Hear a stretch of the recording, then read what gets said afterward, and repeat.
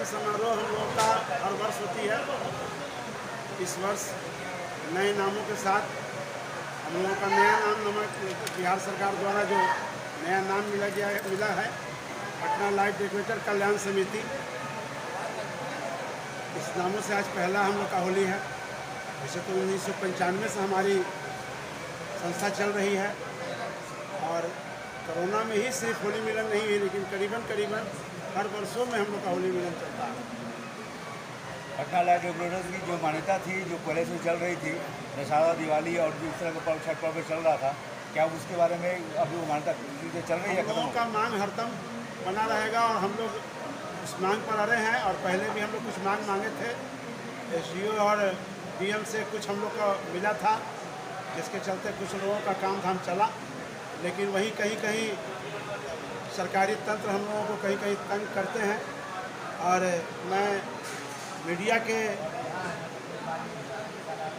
साथ से एग्री करना चाहेंगे कि सरकार इस पर ध्यान दे। हम लोग खुशी के माहौल में हम लोग आपके घर में खुशी मनाने का काम करते हैं। एक नया विजन चल गया है कि हमारा डीजे ट्रॉली आता है तो उसको पकड़ करके कुछ रुपया ले करके छोड़ देते हैं। एक नियम बताते हैं कि ये नियम नहीं है रोड पर चलने का।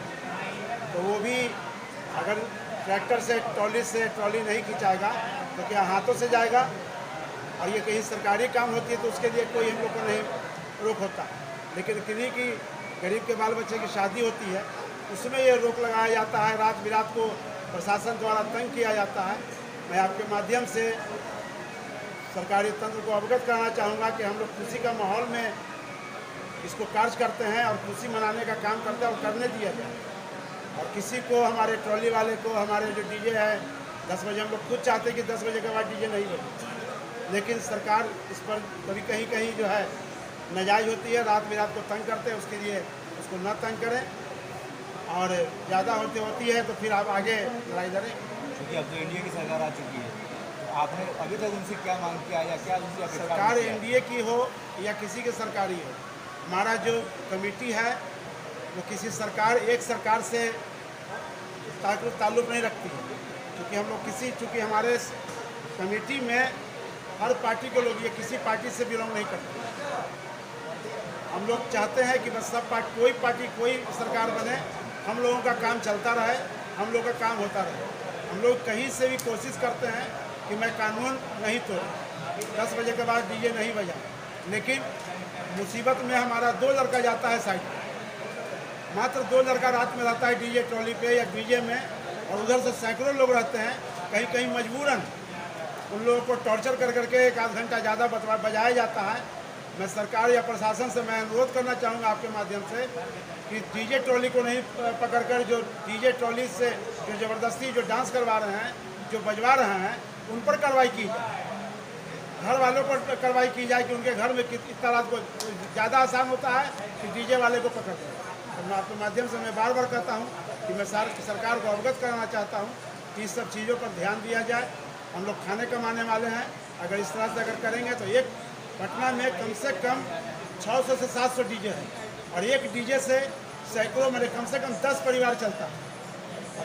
मैंने सोच लीजिए कितना परिवार इससे जुड़ा हुआ है। सबका चूल्हा बंद होने का इस तरह का कार्य न करें, सबको खाने कमाने हम लोग को दिया जाए।